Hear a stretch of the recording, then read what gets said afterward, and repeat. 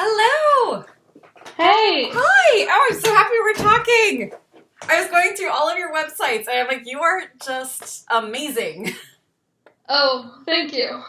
I mean, like, your climbing and everything else, I was just like, I'm so impressed. I'm so excited to get to chat with you today. Well, thank you. Yeah, I'm very much on the web because, I'm being stuck at home a lot. Oh It's no, I my don't know what that's routine like out at there. all. Yes, I understand. Web is like one of the only ways to like outreach everything. Are we having sound issues? I can hear you. Oh, good. Okay, excellent. Just wanted to make sure that we were all good. Is that your art in the background? Yeah.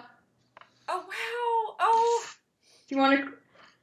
oh, Jasmine, it's gorgeous. It's so beautiful. Do you have, as I saw your climbing site, I saw your site for, is it mostly Ehlers Danlos? I got to go through a lot of it, and I saw Ehlers Danlos, but I wasn't sure if there's other things on your site, too. I'm currently trying to expand it to, reach a broader audience. I also kind of got a little bit, stuck into a corner just talking about the EDS stuff, so I'm trying to broaden it out right now. I absolutely hear and understand that. We did the same thing with this podcast. We were starting with just invisible illnesses and decided to branch out all the way. Yeah. That's really nice to meet you, Jasmine. There is so much to go over. You have a wellness site called Embrace the Brace. Yeah. And I was going through some of the articles. They are incredibly knowledgeable and way better at grammar than I am. So I'm very impressed at how wonderful that looks. Did you have a background in medicine? I was in medical school for just a little bit, so... That's Yeah. amazing to me, because you already had some symptoms of Ehlers Danlos before you went to medical school, is that right? Yeah, I did. And actually, not all, a lot of the reason why I went is just because I love learning and I love biology and systems and neuroscience and stuff, but part of the reason I went is because I thought, I needed to figure out what was wrong with me. And at the time, I thought that it was psychological because I was in so much pain. And I was just like, you know what, someday I'm going to figure out how to not be in pain. This is ridiculous. Somebody cannot be in this much pain. I feel like hugging you right now because I wasn't clever enough to get into medical school, but I would watch the House episodes and ER, I'm old, ER and then Grey's Anatomy just to see if anyone's symptoms would actually match up to what I was experiencing, because I thought I might be crazy or I just was so desperate for something. Yeah. A thread to follow. I guess I got my dramatic medical school that way, but I totally understand if that need to grasp onto answers. Yeah, and I mean it's weird because I'd almost really given up by the time I was going to medical school. It's not like I even really thought there would be an answer. I just thought in the back of my mind, well, maybe this could also be a good reason to learn this stuff. I really didn't think that it would all come crashing down so quickly. This is not what I expected. I thought maybe when I was 50 years old or something, someday eventually. Oh man, I hear that one so much, yes. It's so weird even when you do have a diagnosis, when it's something like Ehlers Danlos, there's no good protocol. You have no idea if you're talking about it'll be in another year or two or 10 or 15 or 30 years. I thought an early retirement would be 50 and that's what I'd be looking at. But no, 38 was pretty much it. Yeah, it's so unknown. So I know you didn't want to go too far in, but I was just really curious because you're one of the few people who, like me, had experiences even as a kid with symptoms. And if you at any point are you know what, I don't want to talk about that, just raise your hand. I will run away from that topic so fast. But I was just kind of curious because the idea of going to medical school is such a intensely physical thing. Med school is not easy on the brain or body at all. And if you were looking at becoming a doctor, Right. you probably knew rotations and all the rest of that. Were you I was I thought ballet and all the other things. Were you in the space of no, I'm going to do this anyway, or were you doing this to get answers and you weren't planning on going all the way with it? Or is that just too many questions for you all at once? I'm so sorry. Oh, no. Okay, well, so, I always thought that I was going to go more into research. Okay. So I thought that I would just somehow get through all that clinical stuff and then be able to do the research. But even, in my first semester, we had to do like not even rotations, just like being on our feet really early in the morning, which is when I was always so dizzy and I almost fainted so many times. I think I did nearly pass out once. You were in a good group for it, at least. So I guess it was at that point, I guess it wasn't hitting me correctly. I think I was still in that mode where I was just like, no, this just happens to everybody. Like, it's no problem. Oh my god, how many like chronic illness people just heard it happens to everyone, it's no problem, and just raise their hand going, yeah, I'm always like, it's such a weird thing when you're a kid with it, because you start considering like maybe this is just everyone's normal and I'm just particularly bad at handling this kind of pain. That's exactly what I thought. For sure. Yeah, I hear you there. so extremely, I hear you there. So maybe part of it was like poor planning, I don't know. Extreme stubbornness, I'm not sure. I mean, the swoon and fall is not nearly as romantic as like the Victorian novels would have us believe. So you're in like this really cool Venn diagram middle of someone who can actually like speak doctor. So maybe I guess I can. I don't even realize. I think this gets me a lot of shit at the doctor. Actually. Oh no, I'm sorry. I'm not trying to speak doctor. I'm just speaking whatever. And they're like, "Did you go home and Google all this?" Like, and I'm like, "No, I'm coming here. I'm like asking you a question. I don't know. I just know a lot of science." Like, because I don't actually really know that much about medicine or pharmaceuticals or anything, but I'm an extreme science nerd, so I'll know like often more than they do about like the basic. Like the chemistry and the anatomy, and I think that kind of freaks them out.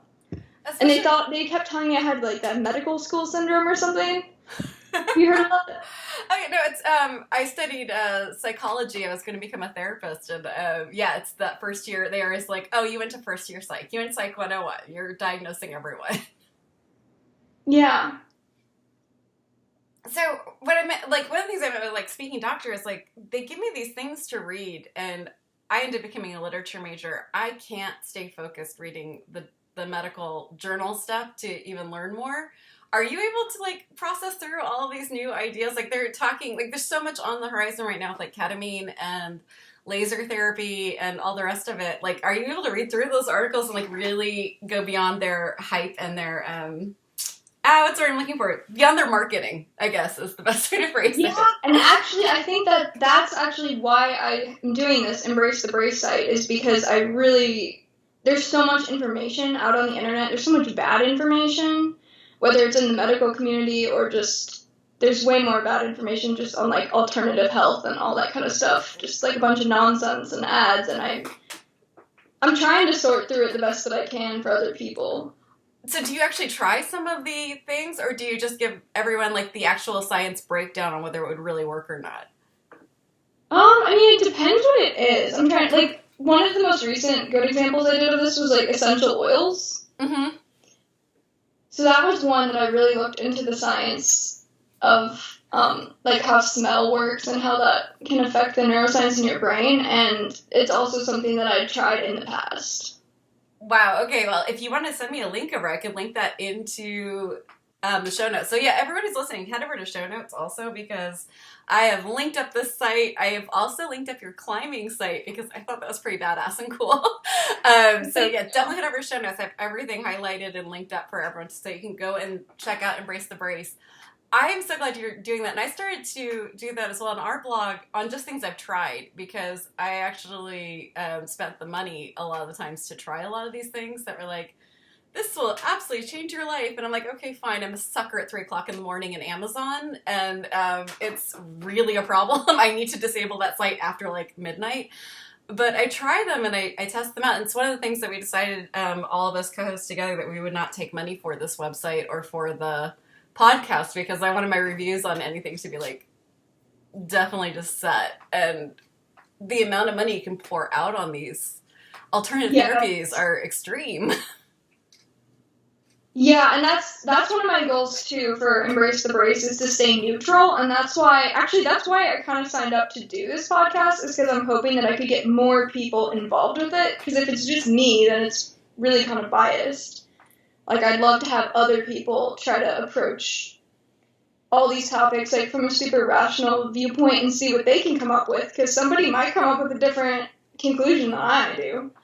And that's such a good point. Like, you really do want more hands on it because, I mean, first of all, there's the biology. Some things just might not work well for you that might work for someone else, but there's also different disorders and different tolerances for things. Like, the new big, like, buzzword right now is the ketamine, and I'm, like, really looking into it right now, and I'm trying to wade through the science because the side effects scare me. So, like, it's hard for someone like me to wade through those side effect sites and everything. Maybe I'll add that to my list. Please do. It's been in the back of my mind. I've interviewed someone else who had done ketamine for her fibromyalgia, and she's like, I don't have to use the opioids because this works great for me. Just for me. No, please don't sue us. It's just saying that worked for this one person. And I did the research on I'm like, oh, that would be wonderful. And I did the research on what some of the side effects were, and those really scared me. So I'm like, I'm still trying to figure out the science behind that kind of painkiller. So for you started doing like climbing for setting up your joints, which I know, please, by the way, don't sue us. Do not start climbing unless your doctor or physical therapist has had some words in. But I've always had that theory, like, because I did ballet for years and years and years. And I think it actually gave me an extra 10 or 15 years because of all of the, like, things like yoga or ballet or climbing. You're using so many small muscles that you would never target in a gym. And I'm wondering, like, did that actually really end up, like, settling you, helping you, like, keeping all of your joints together? Because you're still pretty, I mean, like, I'm just making a wild guess. I think you're pretty young. So I'm wondering if that's, like, part of, like, I'm actually fishing for advice, basically, is what's going on here. I'm, like, at the end of my treatments of, like, the doctor's going, oh, we're just scared and we don't want to touch you anymore.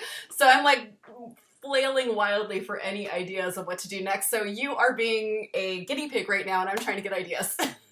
I mean, so basically, I was super active when I was, like, in middle school, and then I just had to quit everything one by one by the time I was 14 or 15, so I was really inactive from age of, like, 15 to 20. Wow. And I started, the only thing I was really doing was walking, pretty much.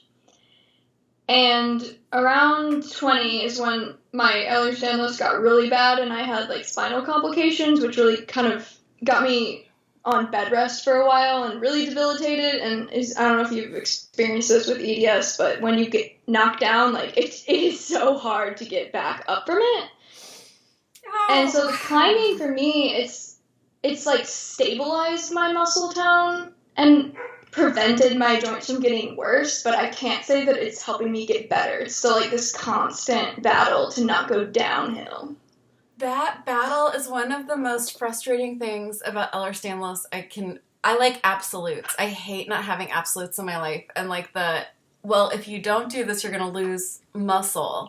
But if you do this, you could end up backsliding and ending up in bed for, like, 3 weeks. And, like, there's no good answer. It's like, yeah, it's so frustrating. It still messes me up sometimes. That's the thing. And that's why I don't advocate climbing for other people. I mean, the main reason I do it is because it overall helps me more than it hurts me, but it still hurts me sometimes.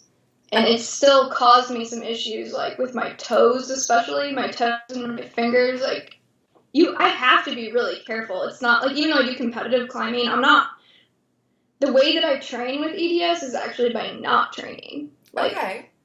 I don't try things I only do things that I know I can do. That is really interesting. I just started to go against doctors' advice-ish and started doing, like, planks and the more modified planks just because I got stuck in bed for 3 weeks and, like, everything went. It's like, if one thing goes with Ehlers Danlos, you can guess the entire half of your body is going to follow real fast. At least for my Ehlers Danlos. I know there's a lot of different kinds, but oh my god. Like, my husband just watches it, like, dislocated shoulder. It's like he's, like, counting it down till, like, I start screeching about my elbow, and then it's my wrist, and then it's, like, the ribs. So he's like, all right, we're done. So for you, I mean, like, I'm trying to wrap my brain around everything you do, and please forgive me if I'm a little disjointed today. I am on every medication I have on my side of my bed so I can sit up and talk to you today. It's been a brutal, like, 3 days, so if I'm a little meandery, forgive me and just do, like, Kairos and pull me back on track. I would appreciate that. But I was so blown away because I was reading through your questions, and you did such a great job answering your questions. So again, go over to show notes. These are really amazing. And you do so much. And I guess I was just kind of in awe on how your brain works, like from like science to like getting into the creation zone. Can you tell me a little bit about your artwork and how that works for you for like pain relief and refocusing? Yeah, so my art, I always say my art saves me because it's this like ongoing passion that like keeps me going and it keeps me motivated. 'Cause the reason I climb actually is so that I'm strong enough to do art. It's not that I care anything about being athletic. Like I actually really don't care. I'm really if I didn't have EDS, I'd probably never be going to the gym because I'm like the type of person that normally sits in the library. That's just how I naturally am. But because of the art, it motivates me to do what I need to do to take care of my body, to stay strong so that I can keep creating more things. And even when I've been on bed rest, like it gives my mind this outlet, I guess, so that I don't get stuck in like negative thoughts about, oh my god, I'm stuck here. This is horrible. I'm in pain. It's just like this escape. I don't think that people understand. Not that this is a cure, or not that it's like go ahead and get rid of all of your mood stabilizers, but finding a creative outlet. I don't have a better pain management tool or depression management tool. I get horrible depression, but if I'm creating, for some reason, like all of the thoughts in my head, they're like the deep dark like void. Jump on into void thoughts, go away for that time that I'm creating. And it's No, just, exactly. yeah, it's like you get into that flow like when you were a kid, like a little kid, and like you're playing make believe, and like nothing else exists, and all of a sudden someone's like, "It's bedtime." You're like, "No, no, no, the sun just came up. I just started doing this," and like hours pass, and you don't recognize that time passed. Yeah, exactly. That's why actually when people ask me like, well, how do I stay so positive or how do I like keep doing all this stuff that I'm doing and I'm like, well, I don't really try to keep doing it. I'm just trying to stay distracted and I'm just doing whatever happens to happen. So I try to explain that to people. It's kind of difficult for people that haven't had some type of creative outlook or outlet.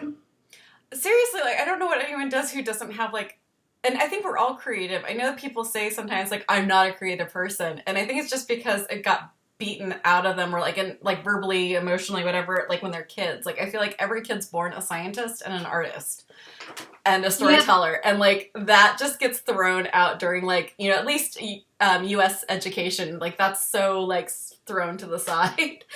And I think everyone, if they could, like, either if you're a reader, like, I feel like even reading is a creative activity because you're running the movie through your head while you're reading a book. Like, there's so many different ways to find that zone, and it's such an important thing to find. I think distraction is everything, really.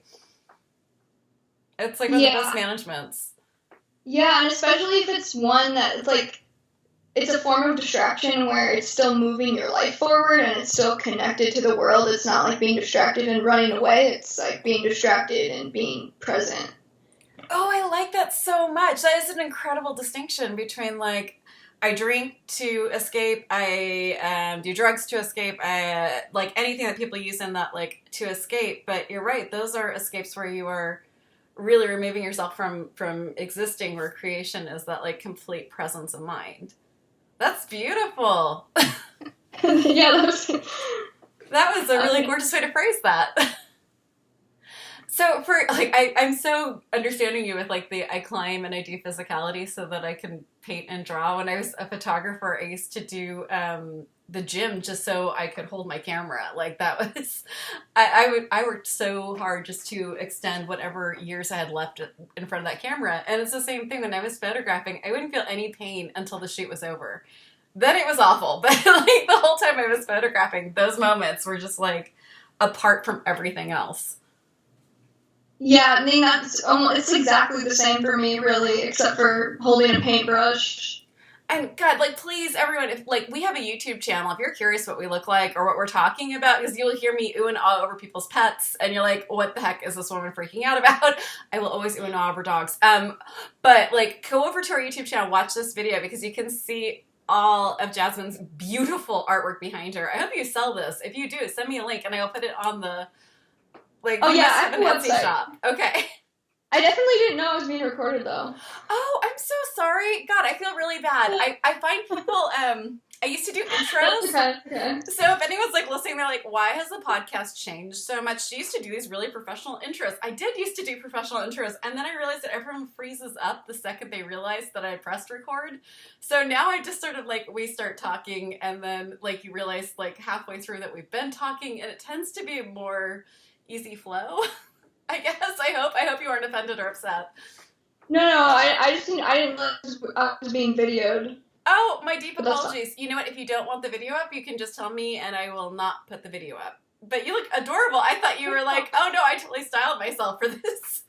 You That's look better. darling. Now I didn't have to care. I didn't have to worry about that. Great. Oh, well, I think you look adorable, but if you choose to not put it up on the video, then ignore everything I just said. Go to the show notes and see artwork. We'll post it over there. But if you do want video up, it's really great. I love your work. And you can see so much of like, I don't know how you feel like about creating, but do you really, do you put like what you're feeling at that moment in, or do you escape what you're feeling? I have to say, I don't tend to put a lot of feeling into my creation. It's more of like a meditative zone, and I tend to put more like logical, like my science actually really comes into my art, and one of my goals is that it kind of transcends like my personal perspective and represents like a greater truth than just me or even humanity. So I like to explore these patterns that exist at all scales of the universe and kind of try to get the human ego out of it. Oh my god, I like you so much. That is really neat. And I can see the cellular structure behind you. Like, it seems like your forms are... Cells. Yeah, like, okay, so after I got through, like, the U.S. educational system, I realized I am a total science nerd and geek, and I love science, but I need it to be explained to me in a way that is more Neil deGrasse Tyson than, like, super dry stuff. And then I got obsessed and got the whole, like, idea of, like, what the geometry of the universe and the geometry of cells and the geometry of plants. It's really fascinating. I can see a lot of that in your influence. Yeah. So that's my main theme. That is so cool. I'm actually desperately jealous because I am such a attention span of like a gnat with a cocaine issue. Like I have no attention span to hold on to any one theme. So my artwork is like everywhere from like I find an artist that I love and I just obsess on their style for a minute. Like I just feel like a mayfly. So the idea of having a theme I'm really obsessed with, and I wished I could stay focused long enough to have a theme. So it's very, very amazing. You'll find it, I think. Sure. You just have to keep redefining it. That's what I've done. Is I think because sometimes when I talk, it sounds like I'm just exploring everything, but it's just taken me a couple of years to figure out how to include all of my interests into a couple sentences. It's an art in of itself. You have one of the most amazing minds, like your interest range, like everything. It's so fascinating to me that usually when you see someone who's got that ordered of a mind, it doesn't flow over into creativity. And I love seeing, because I've followed quite a few artists who are very similar in that they can have a theme of something like nature or something really beyond the human ego. And I love their work. There's been a few jewelers who have been working with like mitochondrial structures in their silver work, and it's fascinating. I love that. Yeah. Gosh, I'm just going through like all the stuff that you had written because I'm so amazed at gosh, I know you didn't want to talk too much about being a kid who was sick, but it's something that I just understand so intensely. Do you want to talk at all about like what it was like to, I mean, when you're talking about like 12 through being a young teenager, those are like dating times, those are times of like really intense friend structures. Did you have anything in there that you wanted to talk about, or do you want me just to run away as fast as I can from that topic? I'm not sure I have a lot to say. It's just I didn't really know that I was sick. I mean, I did know. I was telling everybody, but nobody was listening to me. And so then I just internalized that as, okay, there must be something wrong with me, like psychologically. And I just like learned to hide it. And it's almost like I became afraid to be myself. So I think when I was diagnosed, then like all of that was just released. And I was like, oh, wait, I'm not crazy. I'm not a baby. I'm not just like complaining about nothing, and like it kind of gave me this whole new perspective on life, and all of a sudden, like this mental pain that I'd had was just released. I can't imagine. Like, I can't imagine. I feel like such like a kinship with this because it's such a. I think most people are sitting here in their cars just going, "Oh my god, yeah, I know how that feels." Like to when you have something like POTS. If people are listening to this who don't have POTS or Ehlers Danlos, it's it can mimic a panic attack. The symptoms, and I was convinced I couldn't go away to college, and I couldn't like that it's just really bad at life because I would have like the raised heart rate and the inability to breathe, and I would just like sit in my campus just like shivering, and I just thought I was having panic attacks. I didn't know I could have like gotten some Noon, some Goo, some meds, and then I could have even been able to have gone off exploring some more. It's a really limiting thing when you're assuming that it's one thing and it could be something very different that might be more manageable or easier to manage. Yeah. Did any of this like inform your choices on like where you went to school or travel opportunities or like friend opportunities? From when I was like 12 to 18, I just ignored it. It was getting worse, and I just got better and better and better and being in denial. So Yeah, it's not just a river in not Egypt. happening. It wasn't even happening. Denial is a very good friend sometimes. It's not always the worst thing. It works for a little while, but then it epically fails. Yeah. That's what I've learned. It can get you through a little bit of time while you're like processing and handling. Like that can be something for a minute. Yeah, but no, I wasn't making any decisions based on that, and I think that's how I ended up kind of going down a road that didn't really make any sense for me because I was denying my true self in many different ways. How are you able to like access true self? Like you're so young and you're so wise with everything. I'm just very curious. Like how are you able to figure? I feel like I'm still like fighting through the be entertaining, be nice, always be pleasant, so people want to hang out with you, and like trying to figure out who I actually am in between all of that has been like a decades long struggle. How are you able to access that and just be authentic? I think You didn't realize you were going to have therapy today, did you? no.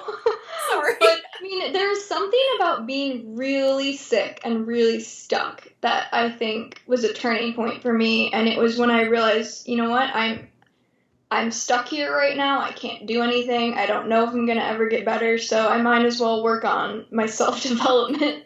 I have nothing else to do. I love that a lot.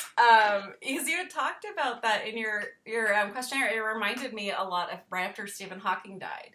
And there were all of those visuals of him standing in front of his wheelchair and finally free. And the disabled community at large was like, did anyone read anything he wrote? He wrote over and over again that he was grateful for his disorder, and he was incredibly grateful for his chair because his disorder allowed him the freedom of mind. And he said many times that he would not have had that if he had had the worries of mortgages and being healthy and having to make all these decisions and things. He wouldn't have had that level of focus to really deep dive into his theories. So when you're saying that, it's like, yeah, there's a very small silver lining here, but yeah, I think the other thing that I should mention is a couple years ago, I lost my brother to suicide. And that really, I think, also was transformative for me because it even more than being sick, made me realize how fragile life is. That's amazing and hard, and I can't imagine what you and your family are going through. Mental health is such a big issue. I bring it up because it's a big motivation in why I started this blog, because he had a lot of chronic pain. And I know how wearing it can be for people. And that's why I just really wanted to, like, start a community or something where people can get together and, like, spread messages of, like, functional hope that could be brought into your life today. I love your instead of all just waiting. That's beautiful. I love your distinction of functional hope, because hope can get very dangerous when you have chronic illness and chronic pain. And a functional hope, I think that's a very different thing than a, yes. What a beautiful thing you've done from what I can't even imagine what you and your family have gone through. What a beautiful thing for you to create. That's amazing. But I'm going to, in the top lines, put a little bit of a I hate to say trigger warning. I feel like that word is used way too much, but we will be putting suicide and mental health hotlines up. If you think you are alone when you are in chronic pain and you are having deep, dark, terrifying thoughts about harming yourself, you are not alone by a long shot. There are, I mean, I will publicly admit I have absolutely had those nights. I've had those days. I've had those months. I've had those years. They're awful, and no one is alone in this one. So thank you so much for taking something so, and thank you for sharing that here on the podcast. I really appreciate that. Yeah. It's kind of one of those things where, like, if we don't all talk about things like this, everyone just feels lonely in their experience, and they're not alone in it. Yeah, exactly. That's why I wanted to bring it up. And then I think it helps people understand, you know, what my goal is with the blog and where I'm trying to go with it. It's an incredible blog. I didn't get a lot of time this morning to go through it, but I did go through a lot. And you are so incredibly knowledgeable. You are such a good writer, and it's an easy read. So don't think that this is going to be like super dense science stuff that you might feel intimidated to read. This is really some great information presented very well. Thank you. So how are you able to, and again, this is me fishing for ideas, how are you able to keep, is you are the one who's coming up with a lot of this content. I was looking through, I didn't see anything that was like, how are you able to have the energy levels to come up with content like this? And it seems pretty regular as well. Again, I need help. How do you do this? I don't know. I have some type of problem almost where, like, I have so many ideas and I can't get them done at a rate that's even, I don't have any shortage of content ideas. I need more writers or something or more time. You know what? We should team up together. Maybe we can cross-pollinate blogs. Yeah. No, that could help. Great. That's what I would love to do with this. We'll chat after we stop, because that would be. I think that any of us who are doing chronic illness, like things like this, we all need to help each other, because God knows no one has the energy. Yeah, well, I do know, like, the other thing I do try to do is I try to talk about topics that are unique. I try not to be repetitive or do things that are already out there. Do you have any favorite topics that you've covered lately? Lately I've switched to a lot of, like, mindfulness and, like, mental wellness, I guess I could say. I don't really know what the topic is, but it's strayed from, like, just Ehlers Danlos and into that, and then how that relates to, like, dealing with pain. Do you have any tricks that have, like, just personally worked for you with mindfulness and pain? I can't say there's anything that comes to mind, but probably the biggest one that I need to remind myself the most often is that sometimes it's okay to just be in pain, and that's what you're doing. Because I'm too hard on myself, and I think a lot of other people are too. It's like I start to go into this loop of getting angry at myself for being in pain, and then thinking, well, why am I not managing my pain better? And then that just, it's like, you're going to be in pain, just be in physical pain, and just do that for a little while. Don't put yourself in mental pain, too. I feel like I need to pay you for therapy after this visit. Oh my God, yes. I mean, I can't tell you how many times I've been like, well, I should be better at handling this. Or, like, I need to go do more things to manage this pain level. Even if I've gotten to the top of what I'm allowed to take or do, and it's still painful. And sometimes I just have, you're right, you just have, like, at least I just have to remember to be like, okay, so that's what's happening right now. Yeah, the article I'm working on right now is going to be on the intersection of pain and willpower. Oh, Jesus, yes. Wow. How do you see that working together? Because I can think of a lot of ways that goes. The main thing I keep coming up upon is, like, I'm not sure exactly how to describe this, but there are, like, two different forms of willpower almost. And one of them is, like grit, I guess, where you just kind of, you push through whatever it is that you need to do and you get it done. And to me, when you're already suffering, you can't, that's like putting yourself through more suffering. And it's not really an effective form of willpower, I don't think, for when you're in pain. So I'm trying to explore this, like, other version of willpower that, like, stems from a different energy source. that is like an energizing form, which for me I think is creativity, and for other people it may be other forms of their passion or something like that. But it's like not trying to put yourself in more suffering to get out of suffering. I want to tattoo that. That is a really important thing to remember, not to put yourself through more suffering to get yourself out of suffering. I think you just defined like so much from eating disorders to chronic pain to mental health. I mean, I can't tell you how many friends I've had who have suffered through chronic depression, bipolar, schizophrenia, who have like put themselves through emotional hell because they thought that they put all the onus on them without, like, the willpower should have been enough to put them through their mental health or their physical health issues. And yeah, exactly. That's I feel like we just need to do clips of you right now of like all of your incredible like wise moments here. That's really that's a wonderful way to see that. That's a much healthier way to see that. I wish more doctors could take note of that. Well, hopefully maybe they will get word of some of this.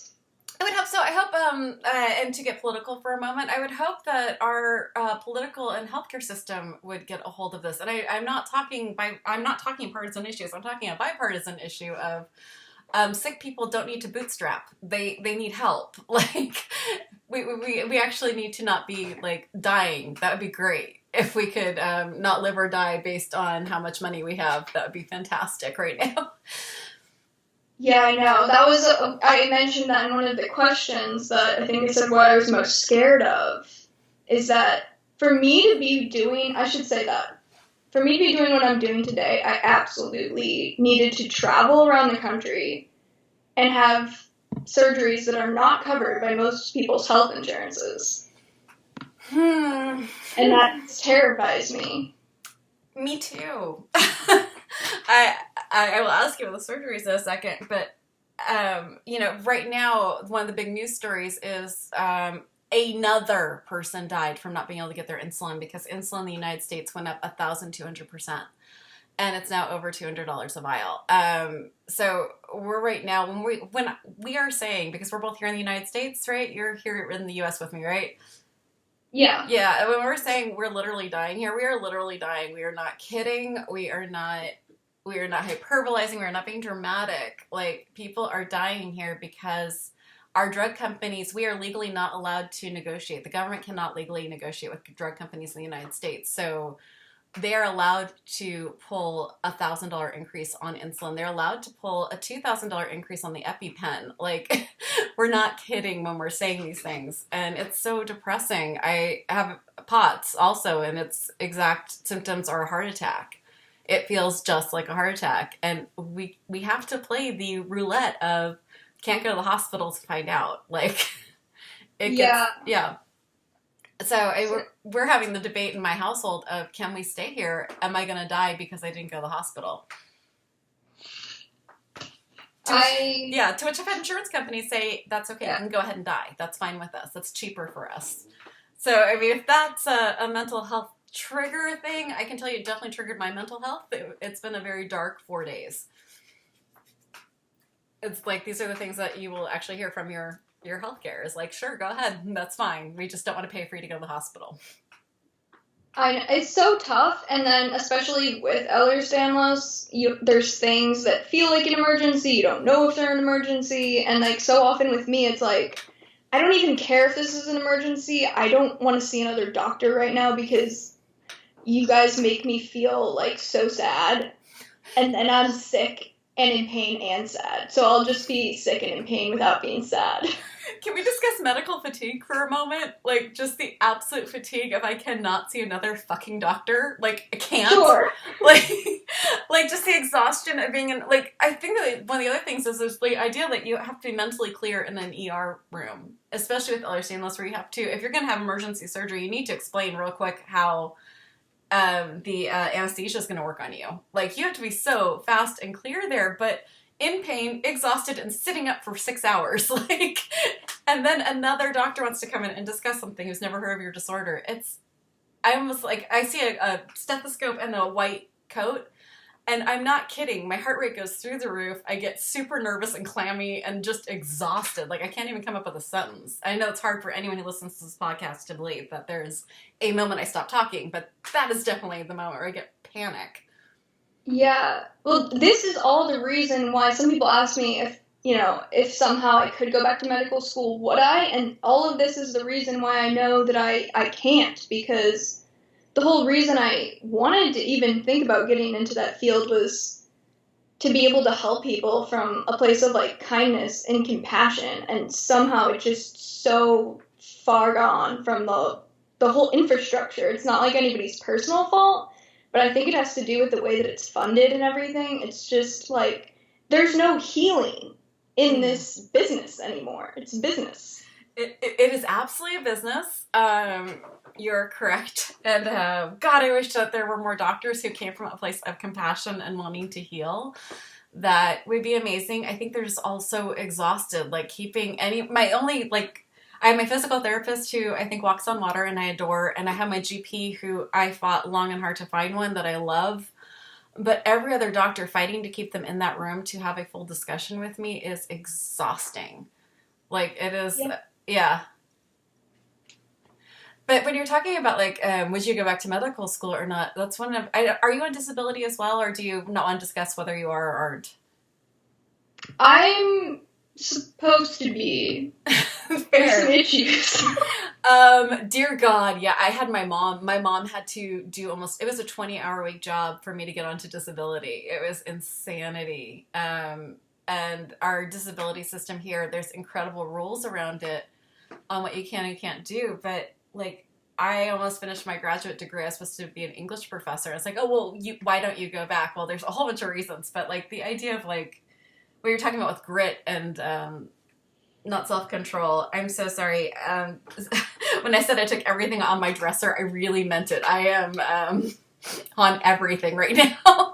The idea of being able to push through, and I feel like there's this like sort of rumor or this idea of I worked hard for my medical insurance, I worked hard for my house, I worked hard for all these things. It's like, oh God, if I could work hard, I would. I would love to go back. If I could go and like become a librarian or a teacher again. I know I could never do the photography again, but like the idea of like actually being a part of the world and doing like something that I loved, like teaching, God, that'd be amazing. It's but I feel like there's this sort of prevalent rumor that disabled people are just sitting around throwing bonbons in their mouths watching like endless YouTube.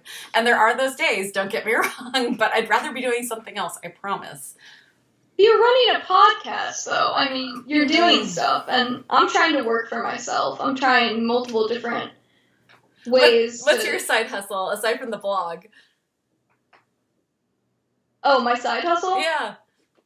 Well, I sell my art is actually the biggest thing that I do, and I'm currently working on exploring a career in like life coaching or something along the lines of that. That would Please be do specific that. for chronic illness. You are so, like, just what you've said in the last, like, 40 minutes are so good. Mm-hmm. You need to, like, oh, that'd be amazing. You would be such a great life coach.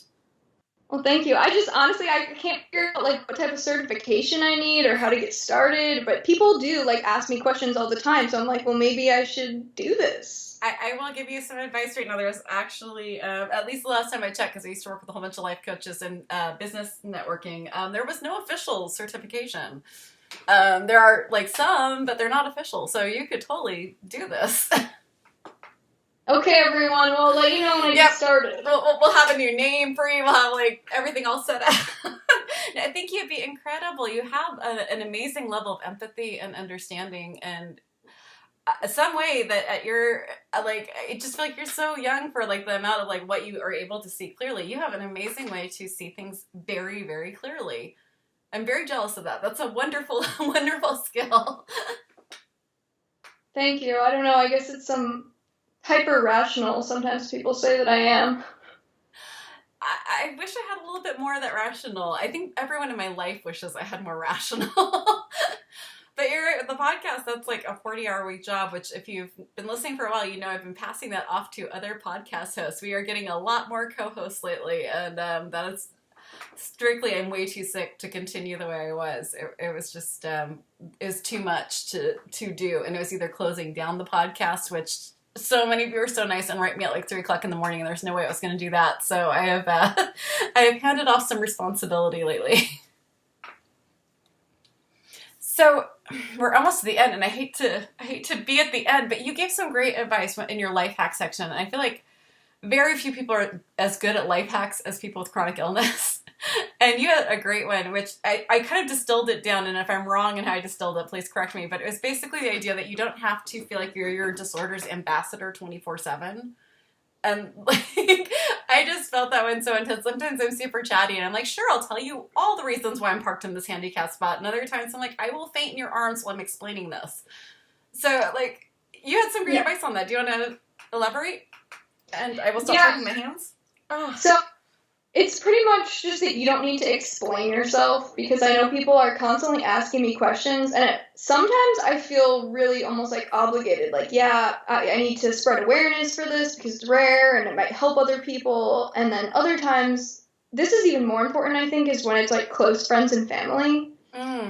Like, they always would try to understand like exactly what was going on, because they thought that that's how they could relate to me and that that's how they could help me. But in the last year or two, I think we've all come to this consensus that no, you don't need to understand, because when I'm really in pain or not feeling well, I don't really want to talk about it because I'm trying to actively ignore it, actually. So if I just tell you, like, really vaguely, like, okay, today I can't walk. That's really all you need to know. You don't need to know why. You don't need to know anything else. You just need to know, like, what it is that might be helpful for me, and then just believe me from there. Oh, God, what beautiful advice for everyone who's, like, a loved one or a friend or a person in their life got diagnosed with a chronic illness. Like, just believe me, and just whatever I say I can and can't do, just go with that. And if that changes in 5 minutes, you don't need to acknowledge that either. Like... Yeah, exactly. Like, we don't need to go into detail about why yesterday I could do this and today I can't do this or whatever. One of my best... It's really, explaining is exhausting sometimes. That takes spoons, like a lot of spoons to like sit there and explain like and I'm sure like there's probably a lot of people who are a different socioeconomic group, different skin color than me, that definitely know that just from that part of life, of like explaining what life is like with anything that is different from the norm, or not norm, but different from like the status quo of what everyone decides is like what someone's life experience is. Like, that's just exhausting to have to like break everything down. I was like super lucky that one of my friends from high school came over the other day, and she very much just like lived that. I was dislocating everything in front of her and wincing, and she's like, okay, so when we first start talking again, you told me to just ignore you when you do that. I'm just gonna check one time. Do I need to call a hospital, a doctor, or do you want me to still ignore? It was like the sweetest question. It was like, I'm gonna give you all the control in this and just like work from there. It was just a really neat thing. Yeah, definitely. So you brought up like we're almost at an hour, but I really wanted to go through this with you because it was one of my favorite things about being chronically ill. It's the weirdest thing to say, but you said it was an incredible buffer and filter for people in your life. Yeah, and I definitely only appreciated that like on the after side. Yeah. Yeah, because when you're going through it, I was just thinking, what is wrong with all these people that are supposed to love me? Like, where are they going? Oh, God. The mass They're exodus. leaving me. Everyone's leaving me. I'm no fun anymore. Oh, yes. Oh, my God. Wait, I'm not required to be fun. I don't have to be fun to be who I am. That's not something I signed up to have to do. That's the one I'm trying to learn right now, is I don't have to be fun or entertaining for people to like me. Like, there's more to that. That is like super true. Like it's I felt like when I finally got my diagnosis and I had to stop working, it was a mass exodus of people. Like, I'd say at least 50% of the people in my life were gone. And it was just, what I was doing with them was my work stuff. Even though we were also friends, there was just, I guess, not enough to hold on to after that. But it was such a rejection. It felt like such an intense rejection. No, I think people are scared, and I think I had a lot of dietary restrictions, and I couldn't drink because of my digestive problems for a while, and it just really created this separation of, I guess, less mature friendships that weren't like developed enough to be able to stick through it, which is fine, actually. It's not. I mean, I'm not that there's anything wrong with anybody that didn't stick around. It just not all friendships are meant to go on forever. So it was kind of a good weeding process. And now the friends that I have made since I've been really sick are amazing. And I just cannot believe, like, the amount of empathy and compassion of the people that have started to be friends with me when I'm already, like, at this level of sickness. Can you think of anything in particular someone did that just made you feel, like, super cared for and taken care of and empathized with? I know, I'm putting you so on the spot. I can't think of any specific examples because it's just all the time they're thinking of me, and it's like it's weird, but it's like people who've come into my life after I've gotten sick. It's almost easier for them to adjust than my family who hasn't always known me as being sick. It's not because they still have these things they're holding on to in their mind, but like my good friends, they're always like, oh, like, do you need to sit down? Like they almost like see that I need to sit down before I say anything, or like I'm looking for a wall to lean on. And they're, like, already, like, directing me to it because they know I'm too stubborn. And oh, my gosh, yes. Yes. Okay, serious call out to David Kuros' husband for, like, I went out with him and his other husband this weekend for wine tasting, and he was rushing around finding chairs for me when I was too stubborn to say, I have to be in chair now. Like, that's such a loving thing for someone to do. That's, like, one of my favorite things. And, like, I have friends who will realize that I can't get out of bed, and they'll like, kind of check around on Facebook for me and, like, see whether I've left the house in, like, 2 weeks or so. And then they'll be like, so, are you hungry? Because I'm going to guess you didn't even get to the kitchen. And, like, I have one friend, Dawn, who you've probably heard on the podcast before, who she's chronically ill. And she will still check out to make sure I've been, like, fed and taken care of. And she will still come in, like... She just, like, comes in the back way to my house and, like, brings in soup or something for me to eat. And it's, gosh, there's so many nice ways that people can show that they care without over-exhausting. Yeah. Well, thank you. Is there anything we did not cover? Because we're at an hour, and I feel like there's still so much left to say, but I just want to make sure I'm getting through everything you wanted to say. I think one thing I want to say is that if anybody wants to write for my blog or has any ideas, please message me. I'm sure you'll put the link in the link will be at the very top. So if you go to Invisible Not Broken, if you're going to other show notes, I do put it at the top. It's just not as obvious because the show notes get reformatted. But if you're going to the invisiblenotbroken.com website, at the very top there's buttons. Like it looks really pretty and cute, and I have all the buttons. So the first one will be how to get right to your blog, and then the next one will be your artwork because everyone needs to see your artwork. It's beautiful. But yes, please message Jasmine if you are a chronic illness blogger and you want a little bit more of a platform, a little bit more to say, want to take some like work off of her shoulders. Is that about right? Yeah, or just, like, get together and collaborate. I don't know. Whatever. If you have an idea, I'm just trying to launch it into a new realm.